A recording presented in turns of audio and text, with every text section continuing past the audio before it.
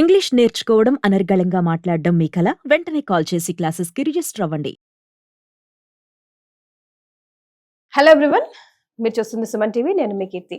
నాతో పాటు family counsellor and ప్రముఖ హైకోర్టు అడ్వకేట్ యామిని చంద్రిక గారు ఉన్నారు. నమస్తే అమ్మా. నమస్తే. ఈ రోజుల్లో భర్త బాధితులు భార్య బాధితులు ఎక్కువైపోయారు, వైసీ వర్స అని చెప్పొచ్చు. అసలు ఏ కేసుకి ఆ కేసే అన్నట్టుగా అయిపోయింది. నిజంగా తల్లులు ఇదివరకు ఆడపిల్లల ఫోటోలు పట్టుకొని పెళ్లి సంబంధాల కోసం తిరిగే రోజుల నుంచి ఇప్పుడు అబ్బాయిల ఫోటో పట్టుకొని తిరిగే పొజిషన్కి వచ్చాం. ఒక విధంగా బీయింగ్ అ ఉమెన్ అది ప్రౌడ్ ఫీలింగే, కానీ రోజు రోజుకి అసలు ఎటు వెళ్ళిపోతున్నామా అర్థం కాని పరిస్థితిలో ఉన్నాం. అంటే చట్టాలు ఆడవాళ్ళకే గట్టిగా స్ట్రాంగ్గా ఉండడం వల్ల రావడానికి ఇయర్స్ టుగెదర్ కష్టపడ్డాం, కానీ ఇప్పుడు చాలా మటుకే మిస్యూజ్ అవుతున్నాయి అన్న వాదనలు వినిపిస్తున్నాయి. మగవాళ్ళకు కూడా చట్టాలు రావాల్సిన అవసరం కనబడుతోంది. సో దీన్ని మీరే విధంగా చూస్తున్నారు, being an advocate and a family counsellor? అడ్వకేట్గా అయితే ఇప్పుడు సొసైటీకి అవసరం ఏంటి అంటే మగవాళ్ళని ప్రొటెక్ట్ చేసే చట్టాలు రావాలి. ఇది నిజంగా ఇప్పుడున్న సొసైటీకి చాలా అవసరం. ఫస్ట్ మనది మాతృస్వామ్యం అమ్మా. తర్వాత ఆడవాళ్ళ శారీరక బలహీనతల ఆధారంగా పితృస్వామ్యం స్టార్ట్ అయింది. ఫస్ట్లో మాతృస్వామ్యంలో ఆడవాళ్లే ఆహారాన్ని తీసుకొచ్చి ఇచ్చేవాళ్ళు, పిల్లల్ని టేక్ కేర్ చేసేవాళ్ళు, మొత్తం ఇంటి బాధ్యత అంతా ఆడవాళ్ళకే ఉండేది. ఈ రోజుకి మనకు నార్త్ ఈస్టర్న్ స్టేట్స్కి వెళ్తే అక్కడ ఆడవాళ్ళదే ఈ రోజుకి అక్కడ మాతృస్వామ్యమే నడుస్తోంది.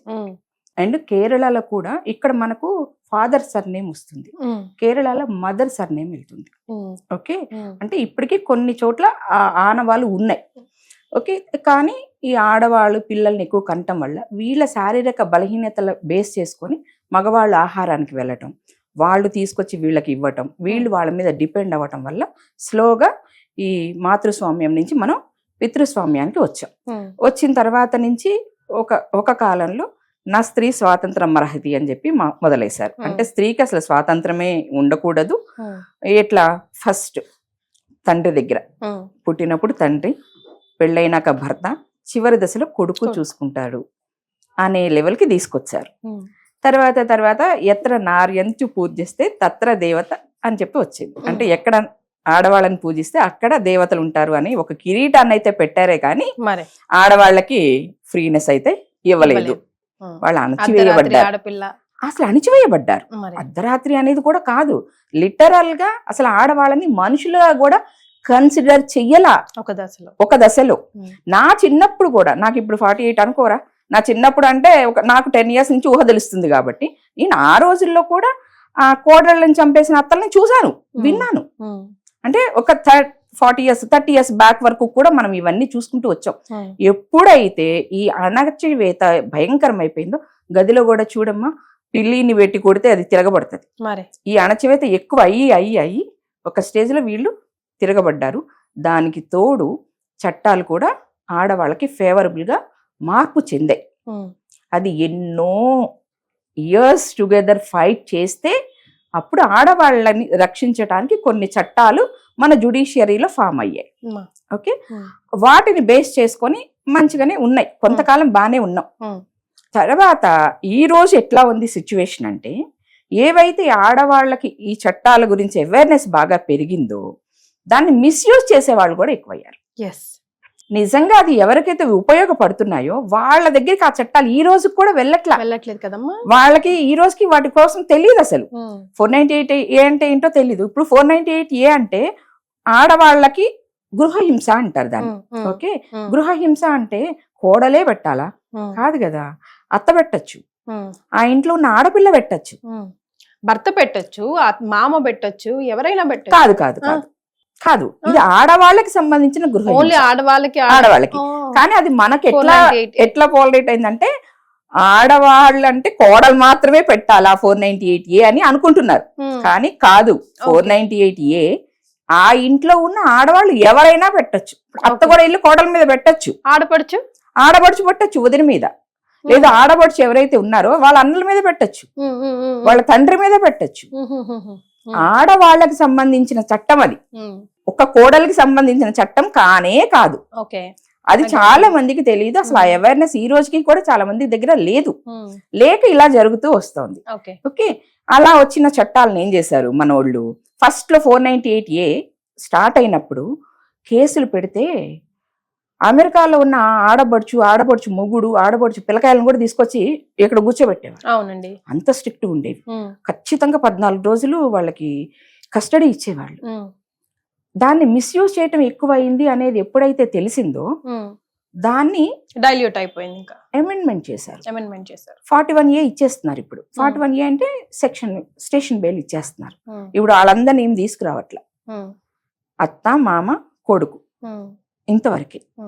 మరీ ఇన్వాల్వ్మెంట్ ఎక్కువ ఉంది అని వీళ్ళ గనక ప్రూవెన్ అయితే అప్పుడు వాళ్ళ ఆడబడుచునో వాళ్ళ మరిదినో అట్లా ఎక్స్టెండెడ్ ఫ్యామిలీని తీసుకొస్తున్నారు తప్ప ఆర్ఎల్స్ ఈ ముగ్గురు మీదే జరుగుతుంది. ఈ ముగ్గురికి కూడా స్టేషన్ బెయిల్ ఇచ్చేసే పంపిస్తున్నారు, కోర్టులకు తిరుగుతున్నారు, కౌన్సిలింగ్స్ అని జరుగుతున్నాయి, ఇవన్నీ జరుగుతున్నాయి. ఈ రోజు ఎట్లా అయిపోయింది అంటే ఆడవాళ్ళకి హస్బెండ్ అనేవాడు టింగ్ అంటే డబ్బులు ఇచ్చే మిషన్ లాగే అయిపోయింది. ఆడవాళ్ళు అలాగే ట్రీట్ చేస్తున్నారు. మీరు ఫేవరెట్ కమెంట్ అది, ఏటీఎం లాగా అయిపోయింది ఖచ్చితంగా. ఎందుకంటే పెళ్లి ఇది వరకు రోజుల్లో కట్నం కోసం ఆడవాళ్ళని అంతే టింగు మనం పోస్ట్ చేశారు కదా. అందుకేనే కదా చట్టాలు వచ్చాయి మీకు వచ్చింది చట్టాలు అందుకే. ఓకే, ఎంతో కష్టపడితే ఎన్ని ఎంత వివక్షతకి లోన. అది నేను ఫస్ట్ డే చెప్పాను, చాలా కష్టపడితేనే, చాలా అణిచివేతకి గురైన తర్వాతనే మనకు చట్టాలు వచ్చాయి. ఇప్పుడు అదే అణిచివేత వీళ్ళు పడుతున్నారు, మగవాళ్ళు కూడా పడుతున్నారు. మరి వాళ్ళని సపోర్ట్ చేసే వాళ్ళు ఎవరు కనపడట్లా నాకు. ఇప్పుడు ఆడవాళ్ళకి ఏదైనా కష్టం వచ్చిందనుకోరా, ఈ ఏమంటారు సంఘాలు, మహిళా సంఘాలు వెళ్ళి ధర్నాలు చేస్తాయి కదా. మరి మగవాడు చచ్చిపోతున్నాడు, మరి వాడి కోసం పోయి ఎందుకు చెయ్యరు? అంటే మగవాళ్ళకి సంఘాలు లేకనా? అట్లా కాదు కదా, అవుట్కమ్ ఉండరు కదండి వాళ్ళు లోపల. అందుకే నేనున్నా, మగవాళ్ళకి సపోర్ట్ గా నేనున్నా. అందుకే నేను ఎప్పుడైనా సరే ఈ రోజు నేను జెంట్స్ కి ఫేవర్ గానే మాట్లాడతా. ఎందుకంటే ఈ రోజు సొసైటీలో ఆ విధంగా మాట్లాడే వాళ్ళు తక్కువ అయ్యారా, నిజంగా సఫర్ అయిన వాళ్ళు ఎక్కువ అయ్యారమ్మా. ఓకే, ఆడవాళ్ళు ఊరికి ఏడ్ చేసి అవుట్ స్పోకెన్ దే ఆర్ కాబట్టి వాళ్ళ బాధలు చెప్పేసుకుంటారు. మగవాళ్ళు అలా చెప్పరు. మనం అలా గ్రోనప్ చెయ్యట్లా మగపిల్లల్ని. ఎంత బాధన్నారే మగపిల్లడు నువ్వు ఏడుస్తావేంట్రా అంటూ పెంచుతున్నావు. వాడు లోపల కుమిలిపోయి సూసైడ్ చేసుకుని చచ్చిపోతున్నాడే తప్ప వాడి బాధను ఎవరికి చెప్పుకోలేకపోతున్నాడు. చెప్పుకుంటే పెళ్ళాన్ని కంట్రోల్ చేసుకోలేకపోతున్నాడు. రీసెంట్ గా మనం చాలా కేసులు చూసాం కదా, చాలా హైఫై ఫ్యామిలీస్ లోనే మగవాళ్ళు డిప్రెషన్ లోకి వెళ్ళిపోయి సూసైడ్లు చేసుకున్న బయటకు వచ్చినవి 2 or 3 వచ్చాయి. బయటికి రానివి ఎన్ని ఉన్నాయి అనుకుంటున్నావు? ఫ్యామిలీ కోర్టుకి వెళ్తే ఇప్పుడు ఆడపిల్లలు మరి ఈ రోజు ఇలా అవుతున్నారు అని అంటే మనం ముందుగా పేరెంట్స్ నే బ్లేమ్ చేస్తాం. ఎవరమైనా కూడా మీ తల్లిదండ్రులు చక్కగా పెంచలేదు అని. మరి ఇలాంటి కేసులో ఏ తల్లి అమ్మ చెడగొట్టుతుంది చెప్పండి. అంటే ఇక్కడ ప్రాబ్లం ఎక్కడొస్తుందంటే నేను చెప్తాను. నా జనరేషన్ లో ఓకే, నా జనరేషన్ లో నాకు అత్తతో గాని లేదా మా హస్బెండ్ తో గాని ఏమన్నా చిన్న మాటలు తేడా వచ్చింది మనస్పర్ధలు వస్తే నేను వెళ్ళి మా అమ్మకి చెప్తే మా అమ్మ ఇవన్నీ సహజమే, కలిసి ఉండాల్సిన వాళ్ళు, నువ్వు మీ తమ్ముడు కొట్టుకోవట్లేదా ఇంట్లో, లేదా నువ్వు నేను పోట్లాడుకోవటం లేదా, అట్లాగే మీ అత్త నువ్వు అనుకున్నారనుకో, ఇలా సర్ది చెప్పేవాళ్ళు. మనల్నే కాదు జనరలైజ్డ్ చేసి సర్ది చెప్పి పంపించేవాళ్ళు. ఒకవేళ నిజంగా ఓవర్ గా ఉంటే అక్కడ ప్రాబ్లమ్స్ అప్పుడు వచ్చేయమనేవాళ్ళు. అప్పుడు కూడా ఉన్నాయి. నేను నా మ్యారేజ్ టైంలో కూడా 498 ఉంది. అప్పుడు ఇంకా స్ట్రిక్ట్ గా ఉండేది. ఫస్ట్ లో చెప్పాను కదా, అందరిని తీసుకొచ్చి కూర్చోబెట్టేవాళ్ళు. అట్లా చెప్పేవాళ్ళమ్మ. ఇప్పుడు అట్లా చెప్పట్లా. వాడు నిన్ను తిట్టాడా, వచ్చేయి, నువ్వు సంపాదించుకుంటున్నావుగా, వాడు తిడితే పడి ఉండాల్సిన అవసరం ఏంటి? మరి పిల్లలకి చెప్పాల్సిన పేరెంట్సే అలా చేస్తే అలా రాంగ్ మిస్కన్సెప్షన్ లోకి. అల్లుడేమో కూతురు మాట వినాలిరా, కొడుకేమో కోడల మాట వినద్దు. ఇది ఎక్కడ న్యాయమో నాకు ఇప్పటికి కూడా అర్థం కాని విషయం. ఎందుకు అసలు ఒక అత్త తల్లి నిజంగా అవుతుందా అమ్మ? ప్రపంచంలో తెల్ల కాకులు ఇంటికి సామెత ఉంది తెలుసా? తెల్ల కాకులు ఈ ప్రపంచంలో కనపడనివంట. తెల్ల కాకులు ఫేవరబుల్ గా అత్తగా, ఫేవరబుల్ అల్లుడు, ఫేవరబుల్ కోడలు, ఈ 3 కనపడటం చాలా కష్టం. అసలు నథింగ్ అనే చెప్తారు. కాబట్టి అలా తయారైపోయింది సొసైటీ. వీళ్ళు చెప్పుకోలేక లోపల ఇదైపోయి డిప్రెషన్కి వెళ్ళి, లేదు సూసైడ్ చేసుకొని, ఇంకా కాన్వర్ట్ అయితే సూసైడ్ చేసుకొని. అంటే 498 వేస్తున్నారు, మెయింటెనెన్స్ వేస్తున్నారు. మెయింటెనెన్స్ కి భర్త డబ్బులు ఇస్తున్నాడు, ఆ డబ్బులు తీసుకుని మళ్ళీ భర్త మీద కేసులు వేస్తున్నారు. అంటే హస్బెండే పెళ్ళానికి డబ్బులు ఇచ్చి మళ్ళీ ఆయన కేసులు వేయించుకుంటున్నాడు. ఎస్ మరి అది ఎవరికైనా పెయిన్ఫుల్లే కదా. ఎస్ చాలా అమ్మ. అంటే ఒక కేసు చూసానమ్మా నేను కూడా రీసెంట్ గా. జస్ట్ పెళ్ళై 2 months కూడా కాలేదు. ఆ అమ్మాయి జస్ట్ 2 months లో పేరెంట్స్ ఇంటికి వెళ్తూ వస్తూ ఉంటారు కదా, అప్పుడే కంప్లీట్ గా ఇక్కడ అత్తగారి ఇంట్లో ఉండడం మొదలు పెట్టారు కదా. సో తను అంటది వెళ్ళిపోయిన తర్వాత నేను రాను.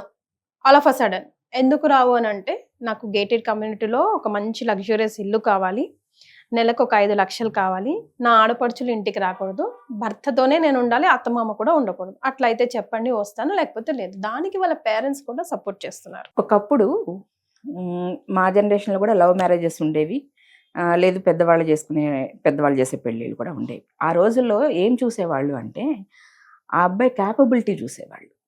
ఆ అబ్బాయి సర్వైవ్ అయ్యి భార్యని పిల్లల్ని మంచిగా చూసుకోగలరా అనేది చూసేవాళ్ళు. ఆ అబ్బాయి రెస్పాన్సిబిలిటీస్ ఉంటే వైఫ్ హ్యాపీగా వాటిని స్వీకరించేది, వాటిని అతనితో పాటు కలిసి ఆ ప్రాబ్లమ్స్ ని లేదా ఆ రెస్పాన్సిబిలిటీని ఫుల్ఫిల్ చేసేది. ఓకే, అంటే తిను అతని దారిలో నడిచి అతని తన దారికి తిప్పుకునేది. అదొక టెక్నిక్. అవునా, ఈ రోజులు అట్లా చూడట్లేదురా. నీ అమ్మ నాన్నని నేను చూడను, మీ అక్క చెల్లెల రెస్పాన్సిబిలిటీస్ నాకొద్దు, నువ్వు నాకెంత చూస్తావు, నువ్వు నాకేమిస్తావు, ఇది మాత్రమే చూస్తున్నారు. నీ నెల జీతం నాకు తీసుకొచ్చి ఇస్తావా ఇవ్వవా, నీ నెల జీతం నుంచి నీ పేరెంట్స్కి ఇవ్వద్దు, నీ అక్క చెల్లెళ్ళని చూడొద్దు, నీ అన్నదమ్ములకు చదువులు చెప్పించొద్దు. సో ఆ ఇండివిజువల్ పర్సనాలిటీ ఆ ఇంట్లో అలా పెరగడానికి కారణం ఎవరు అంటున్నా? గ్రోనప్పే, ఖచ్చితంగా పేరెంట్సే, ఖచ్చితంగా పేరెంట్సే. ఈ రోజు అబ్బాయిలకి ఇది జరుగుతుంది. నేను నిజంగా చాలా బాధపడుతున్నాను. నేను చెప్పాను ఫస్ట్లోనే, నేను అబ్బాయిలకి ఫేవరబుల్ లేనమ్మా అని. కానీ వీళ్ళే ఒకప్పుడు ఆడపిల్లల్ని బాధ పెట్టారు కదరా. ఆడపిల్లలకి ఈరోజు చట్టాలు వచ్చే వాళ్ళకి చుట్టాల్లాగా మారే చట్టాలు, నేను కాదంటల్లా. కానీ ఆ చట్టాలు రావడానికి కారణం ఎవరు? ఈ ఫ్యామిలీసే కదా, ఈ గ్రోనప్ సిస్టమే కదా. ఆ రోజు అది ఎప్పుడైనా సర్కిల్ తిరుగుతూనే ఉంటుందిరా. ఒకప్పుడు కన్యాశుల్కం, తర్వాత వరకట్నం, మళ్ళీ ఇప్పుడు ఏమొచ్చింది? ఒక అమ్మాయి ఏదో కావాలి అంటే ఎంతమంది పెళ్లిళ్ళు చేసుకోకుండా వెయిట్ చేస్తా ఉన్నారు. అబ్బాయిలకి పెళ్లిళ్ళు చేసుకోవాలంటే అమ్మాయిలు దొరకట్లా, లేదంటే అమ్మాయిల కోరికలు అంత ఉన్నాయి, అంత లిస్ట్ ఉంది, వీళ్ళు మీట్ అవ్వలేకపోతున్నారు. అది రీజన్. సో అటు తిరిగి ఎటు తిరిగినా ఒక పేరెంట్స్ ఎఫెక్ట్ అవుతున్నారు. సో మనం చేయాల్సింది ఏంటంటే పేరెంట్సే కౌన్సిల్ అవ్వాలి, పేరెంట్సే ఎక్కడ పట్టుకోవాలి, ఎక్కడ వదలాలి అది నేర్చుకోవాలి. ఎందుకంటే అమ్మా చాలా వరకు ఇప్పుడు ఆల్మోస్ట్ ఇంకా నెక్స్ట్ జనరేషన్స్ లో అయితే చదువు లేని పిల్లలు అంటూ ఉంటారు. ఎందుకంటే కాయా కష్టం చేసన్నా తన తల్లిదండ్రులు పిల్లల్ని ఎడ్యుకేట్ చేయాలి, మినిమం ఎడ్యుకేట్ చేయాలి, వాళ్ళ కాలం మీద వాళ్ళు నిలబడాలి. ఒక్క ఆడపిల్ల కూడా ఈ రోజు ఖాళీగా చదువు అయిపోయి ఇంట్లో కూర్చున్న పరిస్థితి కనబడట్లా. ఏదో ఆఫీస్ గర్ల్ లాగా అయినా సరే ఏదో ఒక విధంగా వాళ్ళ ఇన్కమ్ వాళ్ళు సంపాదించుకునే స్థాయికి వచ్చేసారు. కాబట్టి ఇక్కడికి వచ్చిన తర్వాత ఊర్లో నుంచి నాకేమనిపిస్తుందంటే హైదరాబాద్ అమెరికానో ఇంకా వేరే ఎక్కడైనా ఈ రంగుల ప్రపంచంలో కొట్టుమిట్టులాడుతూ ఈజీగా మనీకి అలవాటైపోయి ఇక్కడ ఈ ప్రపంచాన్ని ఎంజాయ్ చేయడానికి వాళ్ళ పేరెంట్స్ కి కూడా వాళ్ళకి తెలియట్లేదు వాళ్ళు ఇక్కడ ఏం చేస్తున్నారు, తెలియట్లేదు. ఇంకొకటి ఏంటంటే ఎవరి కాళ్ళ మీద వాళ్ళు నిలబడటం ఎక్కువ అవ్వటం వల్ల డిపెండెన్సీ లేదు, ఇక్కడ ఫైనాన్షియల్ డిపెండెన్సీ లేదు. పాజిటివా నెగిటివా? చాలా వరకు ఇది నెగిటివ్ కే దారితీస్తోందిరా. అంటే ఫైనాన్షియల్ డిపెండెన్సీ అది ఉండకూడదు, అది నేను చెప్తాను. ఎవరికి వాళ్ళు ఇండివిజువల్ గా సెల్ఫ్ సఫిషియెంటెడ్ గానే ఉండాలి, నేను దాన్ని కాదు అనట్లేదు. కానీ అర్థం చేసుకోవాలి, అబ్బాయి లేకపోతే అమ్మాయికి లేదు, అమ్మాయి లేకపోతే అబ్బాయి లేదు, ఇద్దరు లేకపోతే సొసైటీ లేదు. ఇది అర్థం చేసుకొని ఒకళ్ళకొకళ్ళు మ్యూచువల్ అండర్స్టాండింగ్స్ తో ముందుకు వెళ్లాల్సిన బంధాలని ఈ రోజు అండర్స్టాండింగ్ లేకుండా చిన్న చిన్న విషయాలకి, ఈ రోజు ఒకటితో గొడవ వచ్చింది లేదా ఒక అమ్మాయితో నీకు గొడవ వచ్చి ఈ అమ్మాయిని వదిలేసి ఇంకొక పెళ్లి చేసుకుంటావు డైవర్స్ తీసుకొని, రేపు ఆ అమ్మాయిలో మాత్రం లోపాలు ఉండవా? అలా వదిలేసుకుంటూ పోతే మనుషుల్ని మనం అంతం ఎక్కడ, దానికి ఎంతమందిని వదిలేస్తాం? అదేదో మొదట్లోనే అడ్జస్ట్ అవ్వగలిగినంత వరకు ఓకే. ఎవరిని మరి గృహహింస అదే నేను చెప్పను, ఎప్పుడు అరే నా దగ్గరకు వచ్చిన కేసులు నేను చెప్తున్నాను చూడు, పట్టు చీరల కోసం కూడా మొగుడు మీద డైవర్స్ చేసిన వాళ్ళని నేను చూసా, నేను ఓన్ గా డీల్ చేసా. వాళ్ళ కూర్చొని నేను చెప్పాను ఇట్లా ఇట్లా ఇట్లా అంటే వాళ్ళు కూడా సేమ్ అన్నారు, మేడం మీరు అబ్బాయిలకి ఫేవరబుల్ గా మాట్లాడుతున్నారు. కాదమ్మా, ఫ్యామిలీకి ఫేవరబుల్, నేను అబ్బాయిలకి అమ్మాయిలకి ఫేవరబుల్ కాదు. మీరిద్దరు కొట్టుకోవాలంటే కొట్టుకోండి, పిల్లల్ని కన్నా తర్వాత నోరు మూసుకొని కూర్చోండి. తల్లిదండ్రులు అక్కడ మీరు ఇండివిజువల్స్ కాదు, వైఫ్ అండ్ హస్బెండ్ కాదు, అక్కడ పేరెంట్స్. పిల్లలు పుట్టక ముందు ఏమంటారమ్మా వైఫ్ హస్బెండ్ అంటారు, పిల్లలు పుట్టినాక ఏమంటారు పేరెంట్స్ అంటారు లేదా ఫ్యామిలీ అంటారు. అవునా కాదా? పేరెంట్స్ గా మీకు చాలా రెస్పాన్సిబిలిటీస్ ఉంటాయి. మీ ఇద్దరు కొట్టుకుంటే పిల్లల్ని ఎట్లా గ్రోనప్ చేస్తారు, వాళ్ళు ఎట్లా మంచిగా పెరుగుతారు? ఇందాక నువ్వు అన్నది ఇదే కదా, ఇలా కొట్టుకోవటం తిట్టుకోవటం చూస్తూ పెరిగిన పిల్లలు సొసైటీలో మంచిగా ఎట్లా ఉంటారా? వాళ్ళకి ఇంట్లోనే మంచి వాతావరణం ఇవ్వలేనప్పుడు సొసైటీలో మాత్రం వీళ్ళు మంచి వాతావరణాన్ని ఎలా క్రియేట్ చేస్తారు? సో చాలా వాస్ట్ సబ్జెక్ట్ చాలా పెద్దదిరా ఇది. మీరు నేను మాట్లాడుకుంటూ అలా పోతున్నాం. సో ఇది ఎక్కడికి ఎండ్ అవ్వాలి, ఎలా ఎండ్ అవ్వాలి, మీకేమైనా అర్థమవుతే మీ మంచి మాటలు నలుగురికి ఉపయోగపడతాయి అనిపిస్తే కింద కమెంట్ చేయండి. Thank you so much for joining us. నమస్తే.